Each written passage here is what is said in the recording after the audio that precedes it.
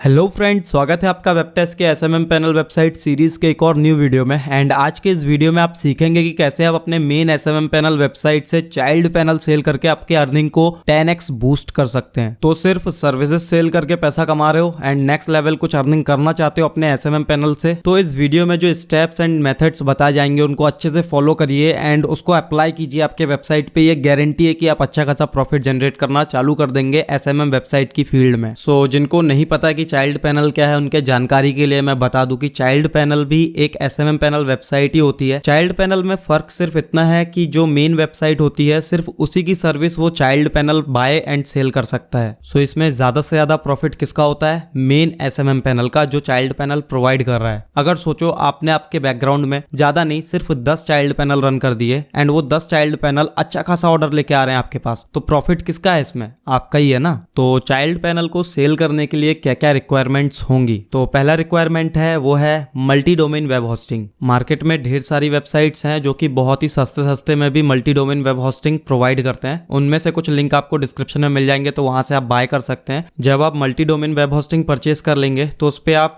Multiple domains को use कर पाएंगे वेबसाइट्स बनाने के लिए। तो जब भी आपका कोई चाइल्ड पैनल का ऑर्डर आए तो आप अपने उस वेब होस्टिंग में उनके डोमेन को पार्क करेंगे एंड उसके बाद उसमें आपका चाइल्ड पैनल बना के देंगे। इसमें आपको कभी भी क्लाइंट को सी पैनल लॉगिन्स देने की जरूरत नहीं होती है, सिर्फ आप उनको एडमिन का लॉगिन बना के देंगे जिससे वो अपने वेबसाइट को कंट्रोल करेंगे। जो डोमेन नेम होता है वो आपको नहीं देना होता है, डोमेन नेम आपका क्लाइंट ही परचेस करके लेके आता है एंड आप जो नेम सर्वर प्रोवाइड करते हैं उनको, वो नेम सर्वर अपडेट करते हैं अपने डोमेन में, तो आपके वेब होस्टिंग से वो डोमेन कनेक्ट हो जाता है। सो जो भी डेटा होता है वो सारा का सारा आपके वेब होस्टिंग में ही होता है, क्लाइंट के हाथ में सिर्फ उनका एडमिन पैनल होता है। सेकेंड रिक्वायरमेंट जो है वो है मल्टी डोमेन स्क्रिप्ट। तो भाई मल्टी डोमेन स्क्रिप्ट आपने अगर ऑन एसएमएम पैनल से कोई भी स्क्रिप्ट परचेस की हो तो उनमें सब में मल्टी डोमेन स्क्रिप्ट ही होती हैं, तो आप अनलिमिटेड डोमेन पे उनको इंस्टॉल कर सकते हो। और अगर आपने ऑन एसएमएम पैनल से कोई भी स्क्रिप्ट परचेस नहीं की है फिर भी आप webtest.co में जा सकते हैं। यहाँ पे आपको ढेर सारी स्क्रिप्ट मिल जाएंगी, इनमें से आप कोई भी स्क्रिप्ट को यूज कर सकते हो आपके चाइल्ड पैनल को देने के लिए। सो ये दो चीज अगर आपके पास रेडी हो चुकी है तो चलिए स्टार्ट करते हैं कि कैसे इंस्टॉलेशन वगैरह करके देना है क्लाइंट को। और हाँ, अगर आपने quick panel V2 script purchase की है ऑन एसएमएम पैनल से तो उसका आपको चाइल्ड पैनल मॉड्यूल भी ऑन एसएमएम पैनल से ही मिल जाएगा,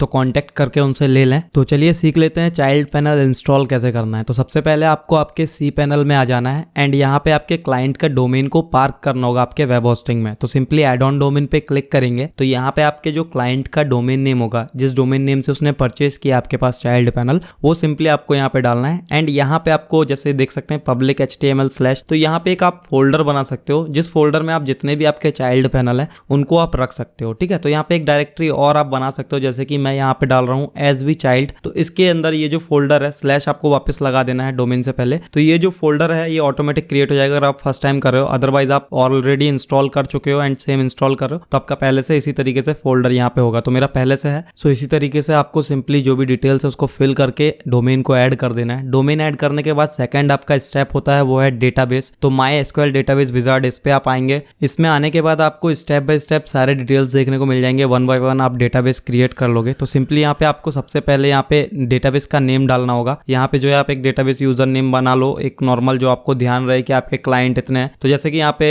CP100 कर देते हैं, तो समझ लो ये 100 नंबर का चाइल्ड पैनल है जो क्लाइंट ने परचेस किया है। तो इसी तरीके से आपको जो है नेम रख लेना है एंड उसी डेटाबेस को ही कनेक्ट करना है। ये नहीं करना कि दूसरे डेटाबेस कनेक्ट कर दो दूसरे यूजर का। सो जो भी डेटाबेस आप बनाओगे वो आपके सीरीज के हिसाब से बनाना, ताकि आपको भी ध्यान रहे कि ये इतना नंबर चाइल्ड पैनल का डेटाबेस है। तो यहाँ पे स्टेप 3 में आपको सिंपली इसको ऑल सेलेक्ट कर देना है, नेक्स्ट करना है। ये डेटाबेस बनाना मैं हर वीडियो में सिखा चुका हूँ, अब तक तो आप लोग को आ जाना चाहिए कि कैसे एक डेटाबेस क्रिएट करते हैं। ठीक है, तो यहाँ पे हमारा डेटाबेस क्रिएट हो चुका है। अभी हम चलते हैं मेन सी पैनल में एंड यहाँ पे हम जाएंगे डेटाबेस इंपोर्ट करने के लिए। तो सिंपली इंपोर्ट करने के लिए PHP MyAdmin में आपको जाना है। यहाँ पे जाने के बाद आपका जो डेटाबेस है उसको सिलेक्ट कर लेना है मेन्यू से एंड इसी तरीके से आपका यहाँ पे डेटाबेस का डिटेल शो करेगा। सिंपली आपको यहाँ पे इंपोर्ट करना है आपका जो डेटाबेस फाइल है। ठीक है, तो एक SQL फाइल आपको zip फाइल के अंदर मिल जाएगा चाइल्ड पैनल के, तो उसको यहाँ पे आपको सिंपली सिलेक्ट करना है एंड इसको इंपोर्ट कर लेना है। तो इंपोर्ट करने के लिए सिंपली सिलेक्ट करने के बाद आप नीचे आएंगे तो नीचे आपको गो बटन देखने को मिल जाएगा, इस पे आप क्लिक करेंगे तो आपका जो डेटाबेस है वो यहाँ पे कुछ ही सेकंड्स में अपलोड हो जाएगा एंड यहाँ पे आपको सक्सेस नोटिफिकेशन देखने को मिल जाएगा। ठीक है, सो जब ये हो जाए इसके बाद 1-2 काम और होंगे डेटाबेस के अंदर, तो टैब कट नहीं करते हैं, मैं आगे आपको बताता हूँ कि क्या और करना है डेटाबेस के अंदर जिससे कि आपका चाइल्ड पैनल कनेक्ट होगा मेन पैनल से। तो सबसे पहले तो यहाँ पे हम फाइल अपलोड कर लेते हैं अपने क्लाइंट के डोमेन के अंदर, जो हमने फोल्डर बनाया उसके अंदर डोमेन ऐड किया, उसके अंदर हम ये चाइल्ड पैनल का फाइल अपलोड कर रहे हैं जिसको हम इंस्टॉल करेंगे। ठीक है, सो डेटाबेस कंप्लीट हो चुका है हमारा ऑलमोस्ट। तो यहाँ पे हमको सिंपली फाइल को एक्सट्रैक्ट कर देना है, तो इसको हम कट करते हैं एंड यहाँ पे जो फाइल है वो हमारी आ चुकी है। यहाँ पे आप देख सकते हैं जो हमारा सब फोल्डर है उसके अंदर ये डोमेन है, उसके अंदर हमने ये फाइल को अपलोड किया है। ठीक है, तो इसको सिंपली हम एक्सट्रैक्ट कर देंगे एंड कनेक्शन करेंगे डेटाबेस के साथ, एंड डेटाबेस में जो काम है वो मैं आपको आगे बता देता हूँ। तो यहाँ पे सिंपली आपको क्या करना है, एक्सट्रैक्ट कर लेना है। एक्सट्रैक्ट करने के बाद यहाँ पे ये जो फाइल है इसको मैं भी डिलीट कर देता हूँ। मैं फिलहाल डिलीट कर रहा हूँ, आप डिलीट मत करना, इसको किसी अलग से फोल्डर बना के रख देना जिसमें आप बार बार आपको अपलोड करके एक्सट्रैक्ट नहीं करना पड़ेगा। सिंपली जब भी आपका नया ऑर्डर आएगा उसी फाइल को एक्सट्रैक्ट कर देना आपके क्लाइंट के डोमेन में। सो यहाँ पे डेटाबेस कनेक्शन करने के लिए ऐप फोल्डर में जाना है एंड config.php में आपको एडिट करना होगा। सो यहाँ पे आपको simply database name, database user and database password change करना होगा। तो जैसे कि मेरा ये है, तो यहाँ पे CP100 ये वाला हम डेटाबेस हमने सेम ही डाला था, यूजर नेम पासवर्ड एंड सब कुछ तो सेम ही है, तो यहाँ पे हमको रिप्लेस कर देना है। तो यहाँ पे हमने डाल दिया। अभी ये जो है डेटाबेस कनेक्शन हो जाएगा सेव करने के बाद, तो सेव कर दिया हमने। यहाँ पे हमारा डेटाबेस जो है वो अब कनेक्ट हो चुका है हमारे साइट से। तो यहाँ पे आप देख सकते हो हमारा जो क्लाइंट का वेबसाइट है चाइल्ड पैनल जो हमने दिया वो रेडी हो चुका है। अभी इसका हम एडमिन लॉगिन करते हैं, तो यहाँ पे हम सिंपली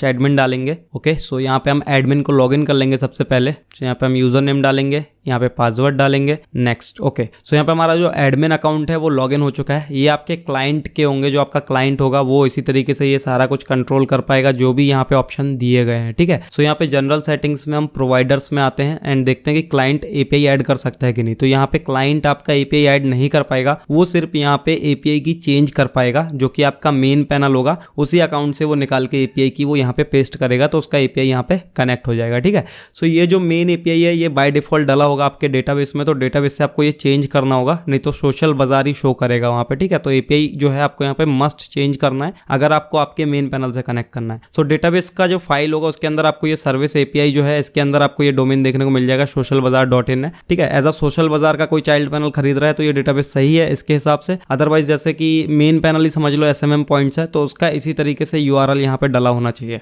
तो आपका जो डोमेन नेम होगा वो उसका आपको यहाँ पे रिप्लेस कर देना है API URL, अदरवाइज आपका API कनेक्ट नहीं होगा। ठीक है, सो यहाँ पे हमारा जो मेन था सोशल बाजार ही था, तो सोशल बाजार ही कर देते हैं। तो समझ लो ये चाइल्ड पैनल हो गया सोशल बाजार का। ठीक है, तो इसी तरीके से आपको ये सेटिंग कर लेना है। तो सेटिंग हो जाने के बाद आपका चाइल्ड पैनल एकदम रेडी हो जाएगा। आपका क्लाइंट आपकी सर्विस फैच कर पाएगा, ऐड कर पाएगा, डिलीट कर पाएगा, सब कुछ कर पाएगा वो। ठीक है, लेकिन वो थर्ड पार्टी की सर्विस ऐड नहीं कर पाएगा, वो सिर्फ आपकी ही सर्विस सेल करेगा। तो इस वीडियो को अगर आपने अच्छे से देखा होगा तो आपने चाइल्ड पैनल बनाना एकदम सीख लिया है। अब फोकस करो चाइल्ड पैनल को सेल करने के लिए, क्योंकि जितने चाइल्ड पैनल आप सेल करोगे उतना ही आपका प्रॉफिट है। पहला अर्निंग आपका ऑर्डर्स से होगा एंड सेकंड अर्निंग आपका होगा रेंट से, उनके जो रेंट वो आपको मंथली पेड करेंगे आपके चाइल्ड पैनल को यूज करने के लिए। तो इसके बाद भी अगर मन में कोई सवाल है चाइल्ड पैनल से रिलेटेड तो बेफिक्र होकर कमेंट कर देना। ठीक है, तो मैं उसका रिप्लाई ज़रूर दूंगा और कोशिश करूंगा कि उसके ऊपर दोबारा से एक वीडियो बना दूं आप लोग के लिए। बाकी ये वीडियो कैसा लगा ज़रूर बताना एंड चैनल पे नए हो तो चैनल को सब्सक्राइब करके वीडियो को लाइक ज़रूर कर देना। मिलते हैं एक और नए वीडियो में, तब तक के लिए बाय बाय।